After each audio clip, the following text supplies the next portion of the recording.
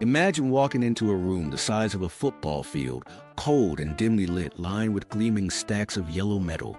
Each bar is stamped, numbered, and locked away in a vault, so secure that only a handful of people on the planet know exactly what's inside. In the past few months, those secret vaults have become a little more crowded, and people are whispering that what's hiding behind those steel doors could change the financial world forever. Could an ancient relic that's been pulled from the earth for millennia really be poised to dethrone the US dollar? To answer that, you have to follow the breadcrumbs, not just of price charts and economic headlines, but of politics, psychology, and power.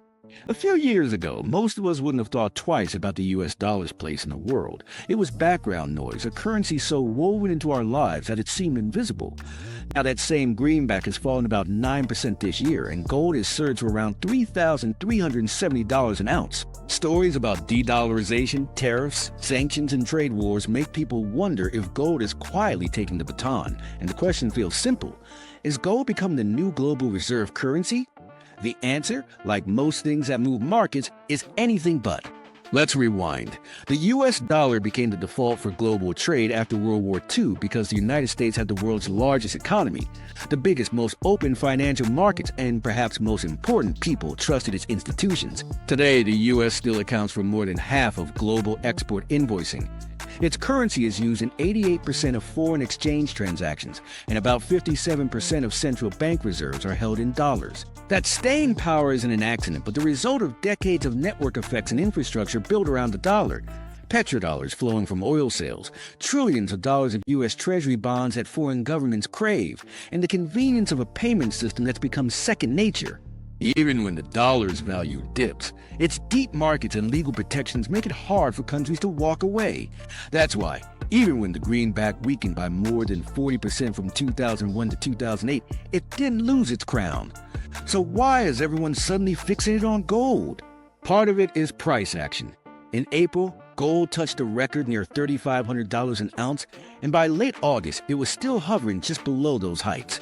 The surge hasn't been just a speculative frenzy. Central banks bought roughly 244 metric tons of bullion in the first quarter of 2025, well above the 5-year average, and official sector purchases have topped 1,000 tons in each of the last 3 years. When the World Gold Council surveyed reserve managers recently, 95% said they intend to increase their gold reserves in the next 12 months, and those aren't random traders chasing a rally. They're the institutions responsible for the stability of entire nations. Dig deeper and the motivations become clearer. The biggest buyers of gold aren't major Western economies, but countries like China, India, Turkey, and Brazil. These nations have watched sanctions freeze Russia's dollar assets, wondered if their own reserves could be weaponized next, and in Southeast Asia, the ASEAN bloc has adopted a plan to settle more trade in local currencies, reducing reliance on the dollar. Meanwhile, China has been expanding its cross-border interbank payment system, offering an alternative to the SWIFT network. These moves are about resilience and autonomy, and holding gold that you can stash in a vault at home, free from foreign legal systems and payment networks, becomes a form of geopolitical insurance. Yet it's not just politics. Inflation, tariffs, and deficits have chipped away at confidence in U.S. economic policy. A recent survey of 75 central banks found that 1 in 3 plan to increase gold exposure over the next year or two, and a net 40% expected to build holdings over the decade, while 70% said American politics were discouraging from buying dollars. A research note from a major Swiss bank even labeled the greenback unattractive. And when you combine those sentiments with a protectionist White House and the memory of Russian sanctions, it's no wonder officials are looking for ways to diversify. The result of all this buying is that gold now makes up about a fifth of global foreign exchange reserves, surpassing the euro's roughly 16% share for the first time ever.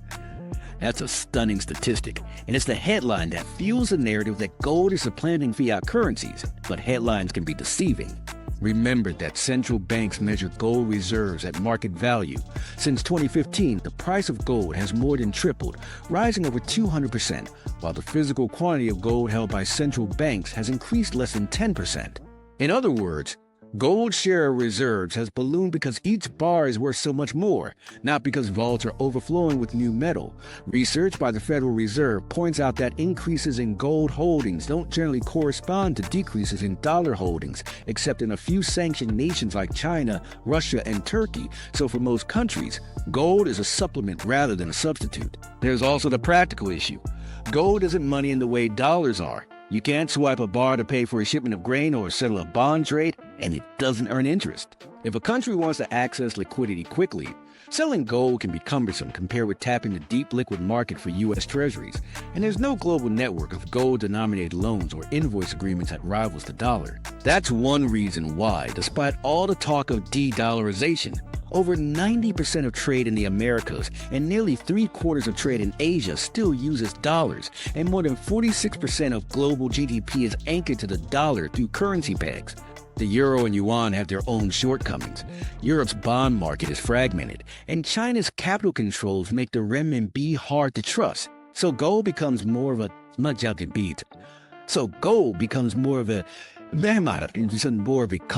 tap and cheat.